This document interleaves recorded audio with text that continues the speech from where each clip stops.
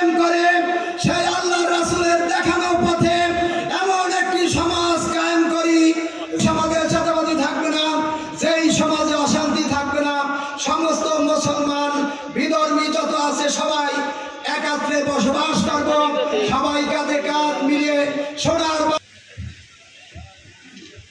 সংগ্রামী ভাইরা, সামনে বক্তব্য নিয়ে আসেন বরগুনা জেলা শাখার ভাই সুমন আব্দুল্লাহ।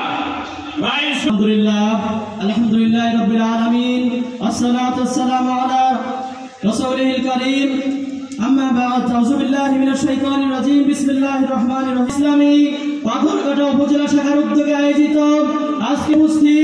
আজকে সমাবেশের মধ্যমণি বামনা প্রদেশ জামাত ইসলামী বরগুনা জেলা শাখার সম্মানিত সেক্রেটারি অন্যান্য রাহমাতুল্লাহি ওয়া বারাকাতুহু।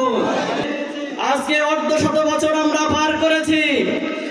বিগত 16 বছর ফ্যাসিস্টদের অত্যাচার, জুলুম, নির্যাতন। এরপরে পাথরঘাটাবাসীর জন্য আল্লাহ তাআলার রহমত, আমাদেরকে আমরা সুলতান ডাক্তারের মতো একজন নেতা পেয়েছি। স্থায়ী মুক্তির ব্যবস্থা করার জন্য প্রস্তুত আছেন? আগামী দিনে যে নির্বাচন আসবে, আইন কায়েম করে এদেশের মানুষ আগামী জাতীয় নির্বাচন, সে নির্বাচনে বাক্স হবে এবং সেখানে জনমত গড়ে তোলে সমস্ত মানুষকে ইসলামের পতাকা তলে এনে। তাহলে বসে থাকলে চলবে না। প্রত্যেকটা গ্রামে গঞ্জে পাড়া মহল্লায় মানুষের বাড়িতে বাড়িতে দুয়ারে দুয়ারে আমাদের 24 ঘন্টা ছুটে দৌড়াতে হবে। মানুষকে ইসলামের ছায়াতলে নিয়ে আসতে হবে।